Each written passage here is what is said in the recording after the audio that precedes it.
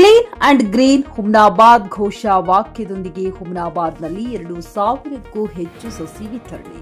ಹುಮ್ನಾಬಾದ್ ಪಟ್ಟಣದ solidarity youth movement of Karnataka ನೇತೃತ್ವದಲ್ಲಿ Jamaat e Islami, Rifa chamber of commerce and industry, Shadan public school ಸಹಭಾಗಿತ್ವದಲ್ಲಿ clean and green Humnabad ಘೋಷವಾಕ್ಯದೊಂದಿಗೆ 2,000ಕ್ಕೂ ಹೆಚ್ಚು ಸಸಿ ವಿತರಣೆ ಮಾಡಲಾಯಿತು. ಪಟ್ಟಣದ ಶಾದಾನ್ ಪಬ್ಲಿಕ್ ಸ್ಕೂಲ್ನಿಂದ ಶಿವಾಜಿ ವೃತ್ತ, ಬಸವೇಶ್ವರ ವೃತ್ತ, ಸರ್ದಾರ್ ಪಟೇಲ್ ವೃತ್ತ, ಅಂಬೇಡ್ಕರ್ ವೃತ್ತದವರೆಗೆ ಶಾದಾನ್ ಸ್ಕೂಲ್ ಶಾಲಾ ಮಕ್ಕಳೊಂದಿಗೆ ಹಸಿರಿ ಹೊಸಿರು, ಕಾಡು ಬೆಳೆಸಿ ನಾಡು ಉಳಿಸಿ, ಮನೆಗೊಂದು ಮರ ಊರಿಗೊಂದು ವನ ಎಂಬ ಘೋಷವಾಕ್ಯದೊಂದಿಗೆ ಮನೆ ಮನೆಗೆ ಹಾಗೂ ಅಂಗಡಿಗಳಿಗೆ ತೆರಳಿ ಸಸಿ ವಿತರಣೆ ಮಾಡಿ ತಮ್ಮ ಮಕ್ಕಳ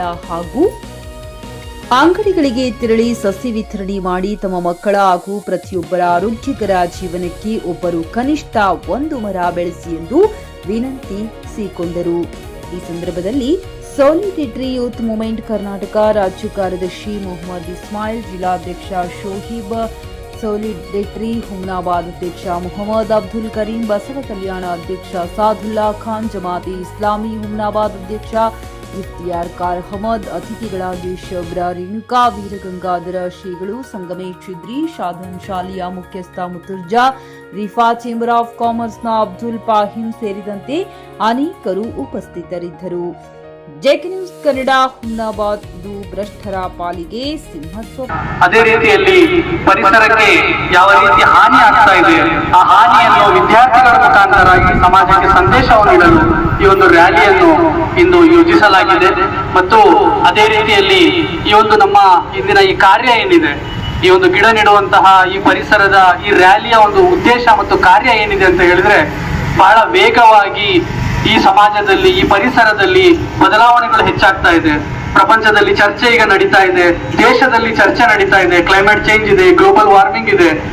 ಅದೆಲ್ಲದರ ಒಂದು ಕಾರಣ ಅದು ಮನುಷ್ಯನಾಗಿದ್ದಾನೆ. ಇದೆಲ್ಲದಕ್ಕೆ ಕಾರಣ ಅದು ಮನುಷ್ಯನಾಗಿದ್ದಾನೆ. ಎಲ್ಲಿ ನೋಡಿದ್ರು ನಾವು ಇಂಡಸ್ಟ್ರೀಸ್ಗಳಾಗ್ತಾ ಇದ್ದಾವೆ, ಅದರಿಂದ ಬಹಳಷ್ಟು ಸಮಸ್ಯೆಗಳು ಇಂದು ಉದ್ಭವವಾಗ್ತಾ ಇದೆ. ಇದಕ್ಕೂ ಸಹಿತ ಮನುಷ್ಯ ಕಾರಣನಾಗ್ತಾ ಇದ್ದಾನೆ. ಕಾಡು ನಾಶ ಆಗ್ತಾ ಇದೆ, ಇದಕ್ಕೆ ಮನುಷ್ಯ ಕಾರಣನಾಗ್ತಾ ಇದ್ದಾನೆ. ಬೇರೆ ಬೇರೆ ರೀತಿಯಲ್ಲಿ ಮನುಷ್ಯ ತನ್ನ ಹಪಾಹಪಿ, ತನ್ನ ಸಂಪತ್ತನ್ನು ಒಟ್ಟುಗೂಡಿಸುವಂತ ಕೆಲಸದಲ್ಲಿ ಬಡ ಜನರನ್ನು ಮರೆತಿದ್ದಾನೆ.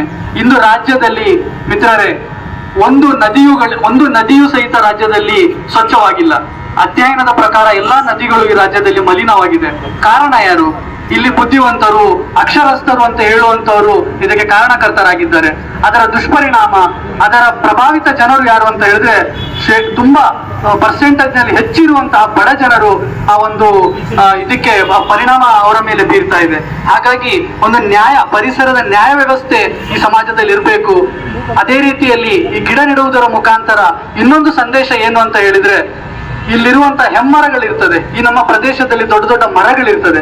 ಆ ಮರಗಳನ್ನು ಇಂದು ಸುಪ್ರೀಂ ಕೋರ್ಟ್ ಹೇಳಿರುವಂತಹ ಪ್ರಕಾರ ಏನ್ ಹೇಳ್ತಾ ಇದೆ ಸುಪ್ರೀಂ ಕೋರ್ಟ್ ಅಂತ ಹೇಳಿದ್ರೆ, ಒಂದು ಮರವನ್ನು ಕಡಿಯುವುದು ಇಂದು ಜಿನೋಸೈಡ್ ಆಗಿದೆ, ಅದು ಹತ್ಯಾಕಾಂಡದ ರೂಪ ಅಂತ ಹೇಳಲಾಗ್ತಾ ಇದೆ. ಅಂದ್ರೆ ಒಂದು ಮರ, ಒಂದು 40-50 ವರ್ಷದ ಮರ ಬಹಳ ಸುಲಭವಾಗಿ ನಾವು ರಸ್ತೆಗಾಗಿಯೋ ಬೇರೆ ಬೇರೆ ಕೆಲಸಗಳಿಗಾಗಿ ನಾವು ಕಡಿದು ಬಿಡ್ತೇವೆ. ಆದ್ರೆ ಆ ಒಂದು ಮರ ಇಂದು ಈ ಸಮಾಜಕ್ಕೆ ಎಷ್ಟು ಅವಶ್ಯಕತೆ ಇದೆ ಅಂತ ಹೇಳಿದ್ರೆ, ಈ ಸಣ್ಣ ಸಸಿ ಸಾವಿರಾರು ನೆಡಬಹುದು, ಆದ್ರೆ ಆ ಒಂದು ಮರ ತುಂಬಾ ದೊಡ್ಡ ಕೆಲಸ ಮಾಡ್ತದೆ. ತುಂಬಾ ದೊಡ್ಡ ಒಂದು ಆಮ್ಲಜನಕ ಅದು ಇದೊಂದು ಪರಿಸರಕ್ಕೆ ಪ್ರೊಡ್ಯೂಸ್ ಮಾಡಿ ಕೊಡ್ತದೆ.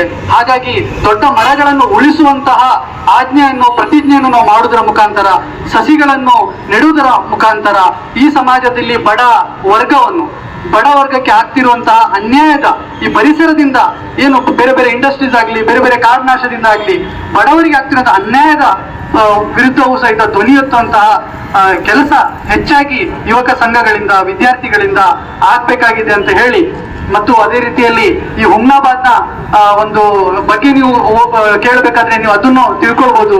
ಹುಮ್ನಾಬಾದ್ನಲ್ಲಿ ತಾಪಮಾನ ಎಷ್ಟಿರ್ತಿತ್ತು ಅಂತ ಹೇಳಿದ್ರೆ, ನಾನು ಈಗ ಸ್ಥಳೀಯವಾಗಿ ಮಾತನಾಡಿದಾಗ ಬರೀ 37-38 ತಾಪಮಾನ ಇರುವಂತಹ ಈ ಪ್ರದೇಶದಲ್ಲಿ ಇವತ್ತು 45-46 ತಾಪಮಾನ ಏರ್ತಾ ಇದೆ. ಇದಕ್ಕೆ ಕಾರಣ ಏನು? ಇದಕ್ಕೆ ಕಾರಣ ಇದೇ ಪ್ರದೇಶಗಳಲ್ಲಿ ಬಹಳಷ್ಟು ಇಂಡಸ್ಟ್ರಿಯಲ್ ಏರಿಯಾ ಇದೆ, ಅದರಿಂದ ಆಗ್ತಿರುವಂತಹ ಈ ತಾಪಮಾನ ಕಾರಣ ಅದು ಆಗ್ತಾ ಇದೆ. ಅದೇ ರೀತಿಯಲ್ಲಿ ಇಲ್ಲಿಂದ ಅಂತರ್ಜಲ ತಾವು ನೋಡಿರ್ಬೋದು, ಅಂತರ್ಜಲದಲ್ಲಿ ಸ್ವಚ್ಛ ನೀರಿಲ್ಲ. ಅದರ ಕಾರಣ ಜನರು ರೋಗಿಗಳಾಗ್ತಾ ಇದ್ದಾರೆ. ಇದೆಲ್ಲದರ ಜವಾಬ್ದಾರಿ ಆ ಒಂದು ಅಕ್ಷರಸ್ಥರು ಜವಾಬ್ದಾರಿ ಆಗ್ಬೇಕು. ಬರೀ ಅನಕ್ಷರಸ್ಥರು ಬಡವರು ಜವಾಬ್ದಾರ ಅಲ್ಲ. ಇದಕ್ಕೆ ದೊಡ್ಡ ದೊಡ್ಡ ನೀತಿಗಳನ್ನು, ಸರ್ಕಾರದ ನೀತಿಗಳನ್ನು ಮಾಡುವವರು ಇದಕ್ಕೆ ಜವಾಬ್ದಾರ ಹೊಣೆಗಾರರಾಗ್ತಾ ಇದ್ದಾರೆ. ಹಾಗಾಗಿ ಇದೊಂದು ಸಣ್ಣ ಸೇವೆ, ಶಾಲಾ ವಿದ್ಯಾರ್ಥಿಗಳಿಂದ ಒಂದು ಸಣ್ಣ ಸೇವೆ, ಮತ್ತೊಂದು ಕಾಳಜಿ ಉಳ್ಳಂತಹ ಈ ಸಾರ್ವಜನಿಕರಿಂದ ಒಂದು ಸಣ್ಣ ಸೇವೆ ಏನಂತ ಹೇಳಿದ್ರೆ ಈ ಪರಿಸರಕ್ಕಾಗಿ ನಾವೆಲ್ಲರೂ ಒಂದಾಗ್ಬೇಕು, ಒಟ್ಟಾಗ್ಬೇಕು. ಇದರಲ್ಲಿ ಯಾವುದು ವರ್ಗ, ಜಾತಿ, ಧರ್ಮ ಉಳಿಯುವಂತದಲ್ಲ. ಇಲ್ಲಿ ಒಬ್ಬ ಮನುಷ್ಯನಿಗೆ ಯಾವುದೊಂದು ರೋಗ ಹರಡಿದ್ರೆ ಅದು ಇಡೀ ಜಾತಿ, ಧರ್ಮ, ಭೇದ ಇಲ್ಲದೆ ಎಲ್ರಿಗೂ ಹರಡುತ್ತದೆ.